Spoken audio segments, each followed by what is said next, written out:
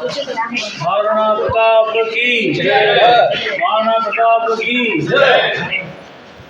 लो ये पहले प्रातः स्मरणीय महाराणा प्रताप का नाम हल्दी घाटी के साथ जुड़ा हुआ है। भारत के स्वाभिमान के प्रतीक के रूप में यदि कोई एक युद्ध देखा जा सकता है तो वह हल्दी घाटी का युद्ध है। इस हल्दी घाटी के युद्ध को इतिहासकारों ने खमनोर का युद्ध भी बोला है। कालांतर में इसको हल्दी के रंग का पूरा रक्तमय मिट्टी हो जाने के कारण इसको हल्दी के रंग से रंग गई, इसलिए इसको हल्दी घाटी युद्ध भी कहते हैं।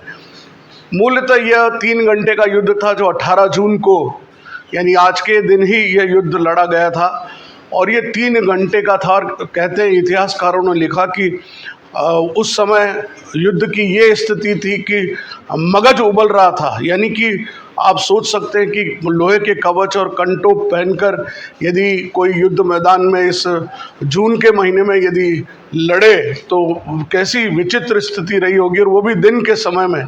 तो ये 3 घंटे का युद्ध वास्तव में 3 घंटे में नहीं, बहुत जाके जून, जुलाई, अगस्त और सितंबर में जाकर ये युद्ध समाप्त हुआ, क्योंकि युद्ध की प्रारंभिक अवस्था में मुगल सेना को 6 कोस दूर तक खदेड़ दिया गया था।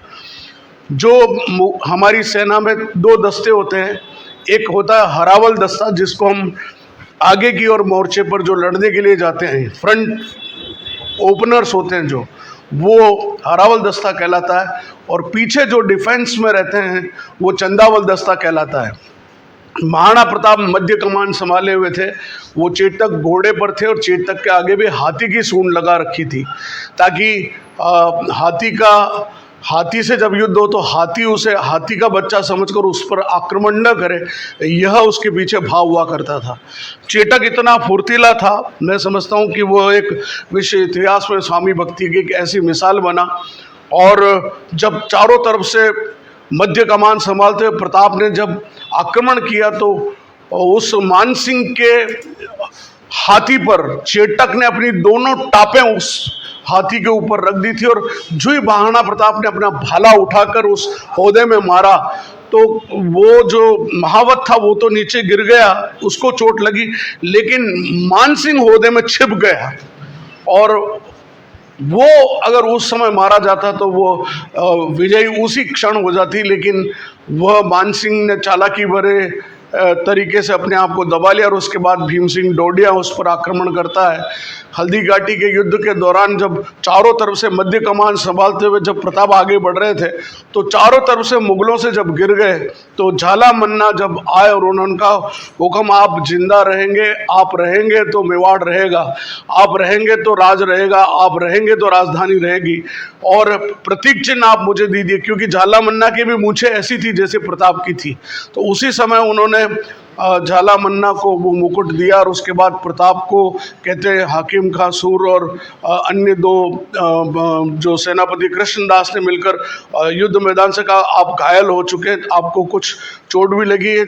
और चेतक का जो पांव था, जो हाथी की सूंड में तलवार लगी हुई थी, जब उसने छलांग लगाई तो वो उससे उस आगे के हिस्से से उस तलवार से उस चेतक के एक टांग कट गई, लेकिन वो 3 टांग पर फिर भी दौड़ता रहा। और कहते हैं कि हल्दी घाटी के पास जब वो नाले के वहाँ पहुँचा, युद्ध मैदान से थोड़ा सा आगे निकलकर वो नाला आज भी है, और वहाँ उसने जंप लगा प्रताप को उस नाले के पार पहुँचाया, और वो पीछे से खुरसान और मुल्तान नाम के 2 जो मुगल सैनिक थे वो पीछे से आ रहे थे। वो प्रताप पर हमला करते उससे पहले कहते हैं शक्ति सिंह आ पहुंचा, और शक्ति सिंह ने आकर उन दोनों को खुरसान और मुल्तान को मारा और अपने भाई के चरणों में गिर पड़ा और अपना घोड़ा उनको भेंट किया। कहते हैं कि उसके बाद मुगल सेना डर के मारे उन खादरों से बाहर नहीं निकली, और गोगुंदा में जाकर जब इन्होंने अपने इस राजधानी पर कब्जा किया तो 16 लोग वहाँ पर थे, एक पुजारी था और कुछ उस किले की रक्षा के लिए थे। उन 16 ही को उन्होंने मौत के घाट उतार दिया। और उसके बाद कहते हैं कि कालांतर में 21 सितंबर तक प्रताप ने रसद की इतनी बड़ी घेराबंदी की कि लूटो और कूटो, ये एक सिद्धांत बनाया था। इसलिए आज भी मेवाड़ में आप देखें कि जब आप माउंट आबू की तरफ जाते हैं तो वहाँ पर आपको रोड पर अभी भी कई बार डकैती की सूचनाएं आती है। वो बोलते हैं महाराणा प्रताप ने हमको शपथ दिलवाई थी कि इधर से जो भी माल लेकर जाएगा उसको तो पहले हम कूटेंगे, फिर उसका माल हम लूटेंगे। तो इसलिए वो मुगल सेना का जो वो रसद का जो पूरा व्यापार था तो वो सारा एक तरह से रोक दिया गया। और इस प्रकार घोड़े का मांस और कच्चे आम खाने पर जब मजबूर हुई मुगल सेना, अंततः फिर उनको बुलाया गया कि आप वापस जाएं, और मुगल सेना यहाँ से लौटी। और 21 सितंबर के आसपास महाराणा प्रताप का हल्दी घाटी का जो युद्ध था वो महाराणा प्रताप ने जीता। इतिहासकारों ने इस बात को अब जाकर स्वीकार किया। कुछ लोग कहते हैं अनिर्णित था, कुछ लोग कहते हैं कि मुगल सेना जीती, लेकिन वास्तव में यह युद्ध न तो राजधानी पर कब्जा किया जा सका, न महाराणा प्रताप को पकड़ा जा सका। अंततः मुगल चले गए और उनकी ड्योढ़ी बंद कर दी गई बाण सिंह की। तो इससे पता चलता है कि ये हल्दी घाटी का युद्ध प्रताप ने जीता, और आज वह हल्दी घाटी युद्ध विजय दिवस के रूप में हम मना रहे हैं। आप सभी को प्रताप के शौर्य की गाथाओं को पढ़ना चाहिए, जानना चाहिए। एक बार पुनः हम उनके शौर्य और पराक्रम को याद करेंगे। आप सबको एक घटना ध्यान हो कि प्रताप ने बहलोल खां को एक ही झटके में अपनी तलवार के वार से कवच सहित इतनी बुरी कदर से काटा कि वो कवच सहित घोड़े सहित 2 भाग में बट गया। तो आप अंदाज लगा सकते हैं कि कितना पराक्रम और शक्तिशाली उनका हाथ रहा होगा। लोग कहते हैं कि 2 तलवार नहीं रह सकती, लेकिन महाराणा प्रताप हमेशा 2 तलवार लेके चलते थे। यद्यपि म्यान भी उनकी 2 हुआ करती थी, लेकिन 2 तलवार और भाला उनके पास रहा करता था।